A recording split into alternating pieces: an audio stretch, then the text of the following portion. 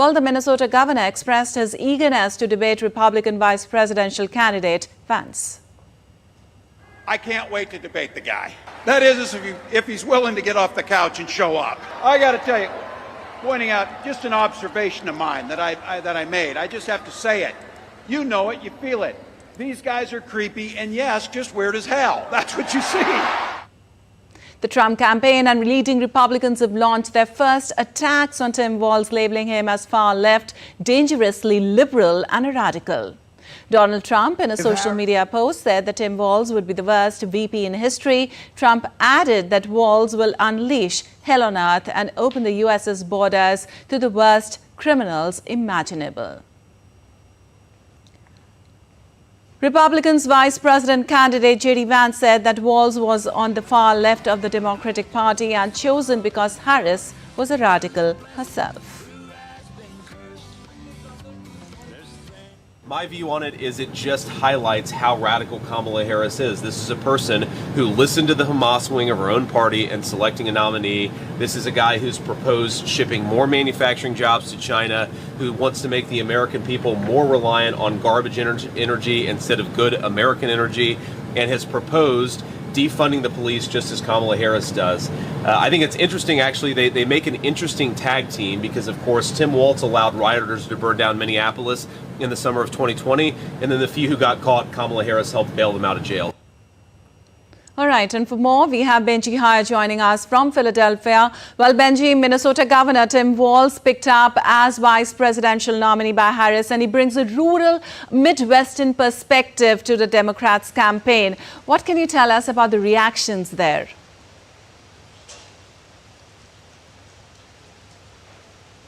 Well, as you might be able to see behind me, there is an outrageous thunderstorm unfolding in Philadelphia, a downpour which has caused stark warnings for the area.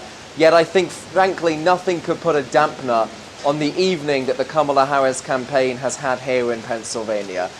In a rally in a building behind me in Philadelphia, and we were inside, there was a simply raucous atmosphere welcoming both the vice president and her newly unveiled running mate, Tim Walz. And this is an individual who really was unheard of across the United States just weeks ago, but his experience, his ability to balance the ticket for Kamala Harris in terms of background, in terms of race, in terms of ideology, has put him in such strong stead that he now is her number two, her vice presidential candidate for November's general election. And what this has done ultimately is unite the Democratic Party behind this ticket. Even one of the main contenders to be Kamala Harris's running mate, the governor of this very state of Pennsylvania, Josh Shapiro, was on the stage here tonight endorsing Tim Walz as an individual who can try to reach out across the political aisle and win the hearts and minds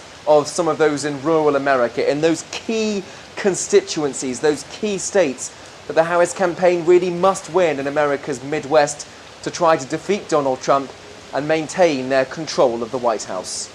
All right. Also, Benji, a war of words have already started between the Trump-Vance and Harris-Walz campaign. Where do you see this going?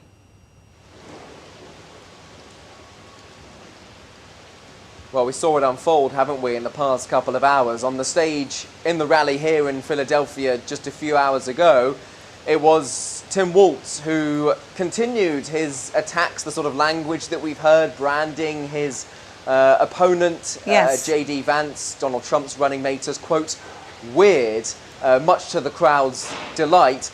On the other hand, we've seen, already Republican Party attacks directed towards Tim Walz, lambasting him as, quote, a dangerous liberal, someone they say who will allow convicted felons to vote, which I think is a deeply ironic line, considering that Donald Trump is himself one. All right, Benji, thank you so much for all that update from Philadelphia.